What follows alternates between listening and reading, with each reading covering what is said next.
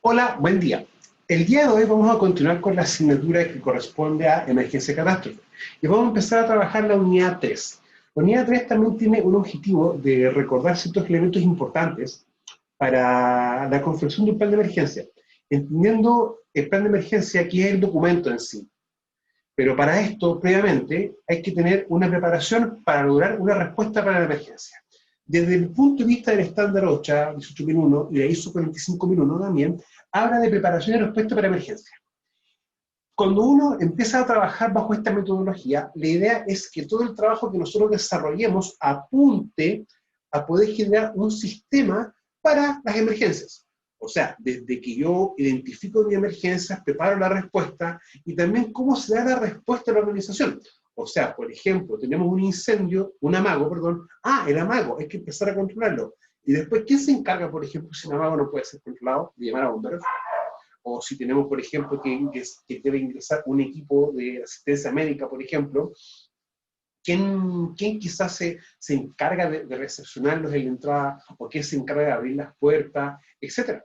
Esos son elementos de vital importancia que nosotros debemos tener en cuenta. Por eso es importante que todo lo que nosotros realicemos para poder controlar una emergencia se lleve después a la generación de un sistema. ¿Ya? Ahora, preparación y respuesta para emergencias. ¿Qué es? Es un documento que establece la programación anual de las acciones específicas de preparación ante situaciones de emergencia. O sea, yo digo, voy a hacer esto, pero esto parte siempre previo a una, o después de mejor dicho, de una identificación. Ahora, el plan de emergencia según el estándar 88001 es un documento que establece las acciones específicas de control que se llevan a cabo cuando surgen situaciones de emergencia. Pues para emergencia según el tipo de emergencia, estos planes se pueden incluir. ¿Ya? Nunca olvidar de que, volviendo un poco a los conceptos que hemos trabajado en otras asignaturas, es importante siempre identificar las emergencias en globales, en específicas, ¿ya? Y también tener este concepto de que para yo poder articular de mejor forma la respuesta, o sea, si tengo, por ejemplo, un amago de incendio, lo ideal es que las personas que estén en esa zona trabajen apagando el amago. O si hay un artefacto de bomba, evacuar toda la institución, o todo el establecimiento, todo el lugar físico. ¿Ya? Por eso es importante también tener definidas las emergencias y cuál puede ser el impacto. Si va a ser una local, una global o una específica, que solamente va a estar dado por un tipo o por una naturaleza o un tipo de riesgo que se dé en el lugar. Por eso que uno habla de los distintos planes de emergencia. Ahora, no olvidar también, bajo la perspectiva del concepto de accidente grave, si tenemos trabajo en altura y caída sobre 1,8 metros, esto implica también un plan de rescate específico. Si tengo, por ejemplo, trabajo en espacios confinados, también me va a aplicar la generación de un plan de emergencia de tipo específico. Ahora, el plan de emergencia, ¿qué involucra o qué tiene que también tener en mente las personas que se hacen cargo de la emergencia? Medios de coordinación y programa de comunicaciones, medios de control, modos de evacuación y protección de instalaciones. No nos olvidemos que el plan de emergencia, cuando ya empezamos a trabajarlo desde el punto de vista sistémico, no solamente me va a dar directrices para hacer el plan de emergencia, para poder actuar ante una emergencia, sino que también tiene que tener directrices de cómo nosotros empezamos a rehabilitar la infraestructura o rehabilitar nuestro lugar de trabajo para poder volver a trabajar.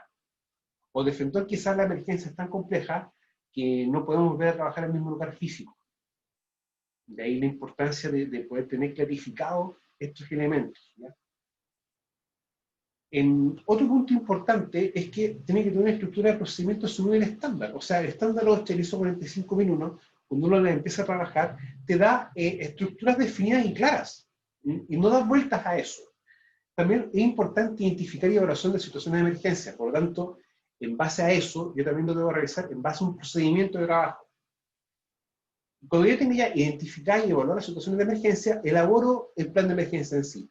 Bueno, esto tiene que también tener una revisión y mejora. Recordemos que todo sistema tiene que tener instancias dentro de las cuales nosotros podamos revisar los elementos y poder modificarlos, independiente de que haya que hacer alguna modificación si producto del procedimiento ocurrió un accidente, ¿ya? O hay que hacer una modificación para que se pueda trabajar de mejor forma. ¿Ya? Recuerden, siempre un accidente o un incidente, que son elementos distintos, me van a ayudar a poder generar instancias de revisión y modificación de los distintos elementos. También nos recomienda que, independiente de que no pase nada, se hagan modificaciones a lo menos o revisiones por lo menos una vez al año. Y cada vez que haya un cambio legal que implique modificar mis procedimientos, se debe hacer. Ahora, simulacros de emergencia, que en la práctica es cuando uno ya operativiza o realiza una actividad. Lo que nunca hay que olvidar, que siempre hay que hacer una simulación previa. La simulación viene a ver qué es lo que uno quiere aplicar como simulacro. En el fondo es hacer una simulación desde el punto de vista teórico. Llevarlo, por ejemplo, un papel, y uno ve más o menos qué es lo que quiere hacer. Quiere evacuar, quiere ver, por ejemplo, la respuesta ante un incendio, por ejemplo, o cómo hacer el mecanismo para, en el caso de encontrar, por ejemplo, algún artefacto explosivo, de poder dar el aviso. ¿Ya? Más o menos a eso apunta. Y el informe técnico de simulacro de emergencia real. Este informe técnico siempre va a tener varios propósitos. Un propósito muy importante es ver, por ejemplo, en qué nos equivocamos y qué podemos mejorar. Eso es un ámbito muy importante. Pero otro ámbito también es tomar esto como un insumo o como una base para poder también modificar mi plan de emergencia o mis planes de emergencia. ¿Ya? Eso también hay que tomarlo como bajo esa consideración. Ahora, nosotros ya hemos conversado que el decreto sumo 594, el cual establece las condiciones sanitarias alimentarias básicas en lugares de trabajo, no me define quizás de una manera directa un plan de emergencia, pero sí me va a dar ciertas nociones de lo que debe tener la infraestructura a la hora de que ocurra una emergencia, como por ejemplo vías expeditas de fácil evacuación, que las puertas se abren en el sentido de evacuación, por ejemplo, señalética que informe ciertos parámetros, y, por ejemplo, los extintores, entre otros elementos. ¿Ya? Ahora, la norma chilena 436 es muy buena, pero tiene un defecto. Como no hay ningún cuerpo legal que me lleve a utilizar esto de manera directa, es una norma de referencia, no es obligatoria su uso. Pero sin embargo, cuando uno la empieza a ver, lo que dice no es lógico, tiene una lógica bastante buena. Ahora, ¿yo en cierto aspecto la puedo aplicar? Sí, la puedo aplicar, porque en la práctica me puedo acoger a un principio en el que lo que yo estoy definiendo y aplicando en base a esta norma no genera un menoscabo al trabajador, por lo tanto lo puedo aplicar, sin ningún inconveniente. Ahora, lo importante de la norma chilena es la obligación del empleador, el punto 6, plan de emergencias, que dice, en tu lugar de trabajo se debe mantener un plan de emergencia, en el cual se estipulen las medidas a adoptar por parte de todos los trabajadores de la empresa, en caso de siniestro, tal como incendio, sismo, emergencia química o tóxica, inundaciones, etc. En el plan de emergencia se deben estipular los roles a seguir por cada trabajador ante la emergencia, el procedimiento de control de la emergencia y el procedimiento de evacuación. Ahora, el plan de emergencia se debe designar un coordinador de la emergencia, el cual tiene como función dirigir y coordinar las acciones a seguir para controlar la emergencia. El plan de emergencia debe estar escrito y debe ser ensayado periódicamente, simulando una emergencia real. Especial énfasis se debe poner al efectuar el simulacro en el procedimiento de evacuación de las personas locales de trabajo. Y una copia de este plan debe ser entregada a bomberos, carabineros y cualquier organismo que pueda tener relación con el control de la emergencia. Se debe efectuar al menos un simulacro una vez al año en coordinación con estos organismos. Si nos damos cuenta, el punto 6.2.4 es bastante importante, ¿ya? Y más, lo que tiene una importancia ya importante en sí es el procedimiento de evacuación de las personas. Los planes de emergencia siempre son tendientes a producir procesos de evacuación, poder retirar personal del lugar, ¿ya? Muchas veces la respuesta que se pueda dar es bastante, quizás va a depender mucho del tipo de emergencia y los recursos que tengamos disponibles. Y siempre uno tiene que partir de una lógica, que entre menos personas, menos gente tenga expuesta, va a ser mucho más fácil poder controlar la seguridad, y más que la seguridad en sí, es evitar que las personas puedan sufrir un daño a su salud y a su vida. Por eso es importante que tengamos que tener claro. Hay un cuerpo normativo que es el reglamento para el almacenamiento de sustancias químicas peligrosas. Si mi memoria no falla, como estoy hablando en este caso de memoria, debe ser el decreto 48. Y este decreto 48 que estipula una estructura de un plan de emergencia, pero asociado al almacenamiento de productos químicos peligrosos. Bueno, desde el punto de vista de la prevención de riesgos que debemos tener, identificar posibles emergencias, definir los roles y recursos necesarios, implementar señaléticas, implementar medidas de control para emergencias, diseñar e implementar protocolos para la evacuación de los ocupantes, ¿ya? Recuerden que el plan de emergencia siempre tiene que estar disponible, o por lo menos ciertos procedimientos tienen que estar disponibles a la mano de todos, como los procedimientos de evacuación, por ejemplo, ¿ya? Recordando que muchas veces los lugares, como por ejemplo la universidad, no solamente están los estudiantes y los funcionarios, los académicos, personal de aseo, sino que a veces van visitas o se realiza una actividad en la universidad. Entonces, para que todos puedan evacuar, debe haber un documento que sea a vista de todos y que todos tengan conocimiento de él. Bueno, lo otro, coordinar capacitaciones y varios. Hay un tema que a veces no se toca de una manera bien directa, que es el que hagamos inspecciones, pero no cualquier tipo de inspección. Por ejemplo, hacen inspección de cómo están el estado de los extintores, primero. Y segundo, también cómo están las condiciones de la infraestructura en sí. Os me explico. Están los pasillos libres despejados, ¿ya? Las señaléticas están correctas, llegó algún personal que hable algún idioma extranjero, o del extranjero directamente, que hable, por ejemplo, inglés o español, ¿ya? Y tengamos también la señalética en el idioma. O sea, el mismo 594 también nos dice eso, que nosotros debemos proporcionar también la señalética en el idioma que manejen los trabajadores, ¿ya? Eso también es un tema que es no menor, porque también tenemos que nosotros llegar a considerar. Por lo tanto, si también tengo personal que habla inglés, por ejemplo, debo tener también toda mi documentación, mis procedimientos, tanto de trabajo como de respuesta a emergencias, tenerlos en inglés, ¿ya? Para que también lo veamos.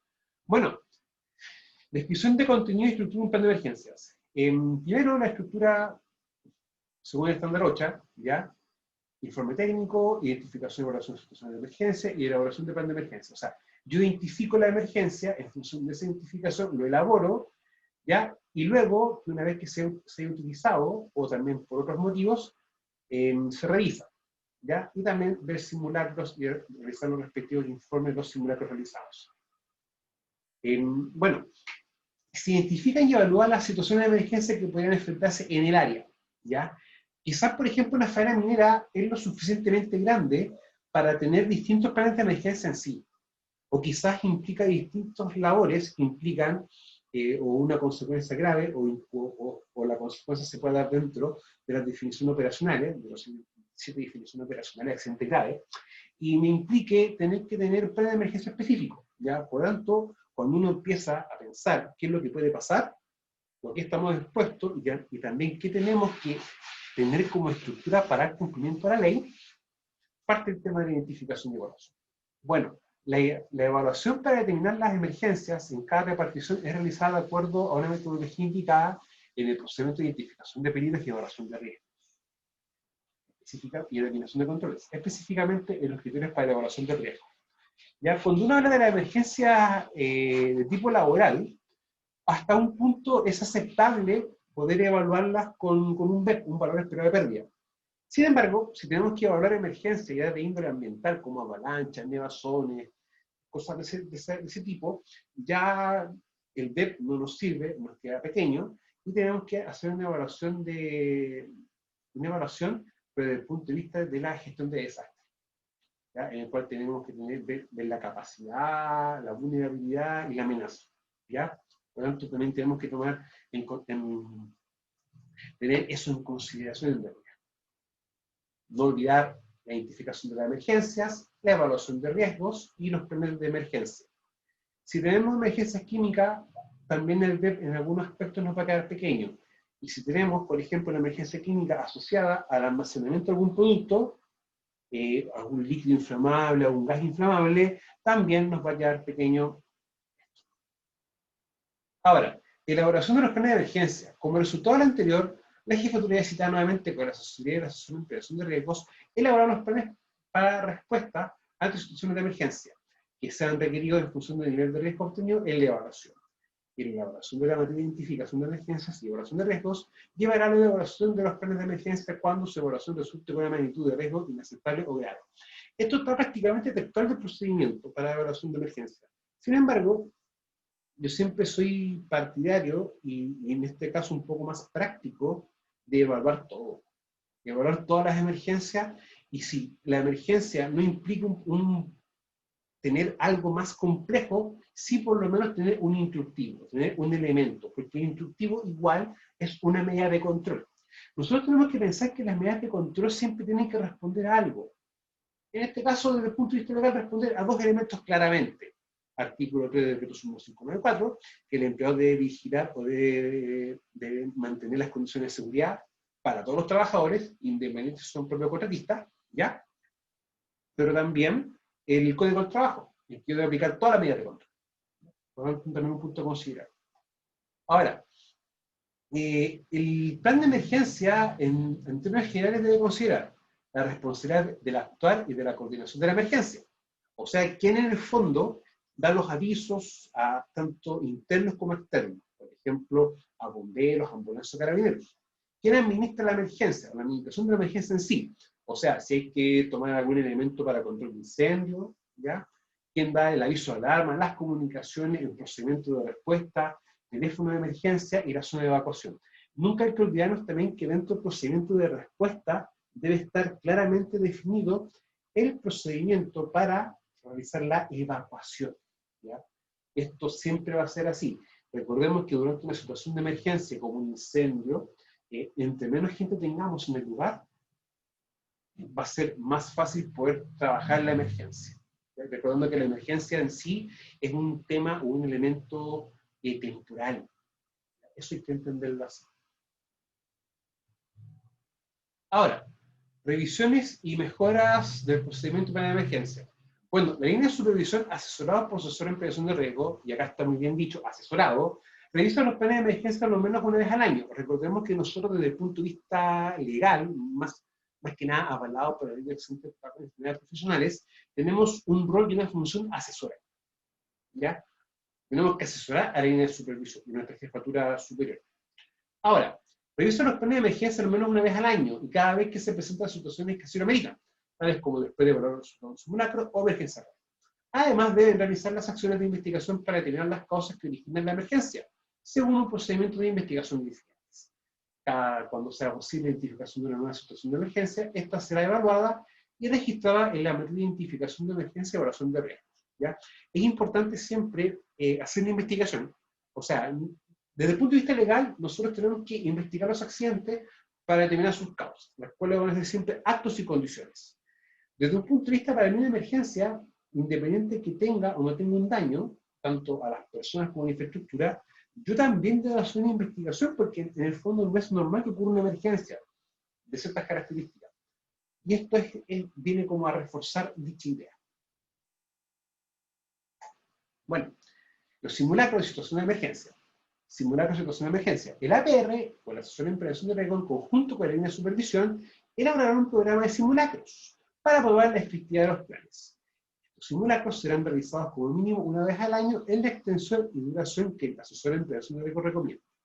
Si durante el simulacro se detectan no conformidades, estas se gestionarán a través del procedimiento de no conformidades, acciones correctivas y preventivas. ¿Ya? Yo siempre he dicho, cualquier accidente que esté dentro de los 7 que define por accidente grave la misma legislación nuestra, debe tener simulacro. Mínimo una vez al año. Que involucre productos químicos o elementos así, una vez al año, siempre, ¿ya? Para que no perdamos ese horizonte. Bueno, el informe técnico de simulacro y emergencia real, ¿ya? O sea, aunque parezca un poco contradictorio, es bueno dentro del plan de emergencia definir quién va a evaluar la respuesta ante la emergencia cuando ocurre una emergencia. ¿Ya? Eso es importante porque nosotros tenemos que ver bien y ver realmente si la actuación ante la emergencia fue correcta, ¿ya? O hubo algún elemento o alguna situación que se pueda corregir, ¿ya? Por eso es importante tomarlo en cuenta. Ahora, una vez ocurrió una emergencia simulacro real, el asesor en prevención de riesgo, en conjunto en supervisión, elaborará el respectivo informe técnico de emergencia, simulacro o emergencia real, el cual debe ser analizado detalladamente para determinar las falencias de la organización y de los sistemas. O sea, en el fondo, ver si actuamos bien y si actuamos mal, y en qué actuamos mal, en qué fallamos. ¿Ya? Ahora, posteriormente deben darse a conocer a la jefatura de cada faena y a todos los implicados en dicha emergencia el mismo informe, y una vez elaborado este informe será controlado documentalmente por el encargado de sistema de gestión. ¿Ya? Porque este informe me va, de una forma u otra, a obligar a aplicar medidas correctivas. ¿Ya? Y esto también debe ser desarrollado por la misma organización. Ya, chiquillos, lo dejamos hasta acá, nos vemos en la clase grupal del día de hoy, y ya a partir de la próxima semana vamos a empezar a trabajar con lo que corresponde a PIS, al Plan Integral de Seguridad Escolar. Que tengan muy buen día, nos vemos a la tarde. Hasta luego.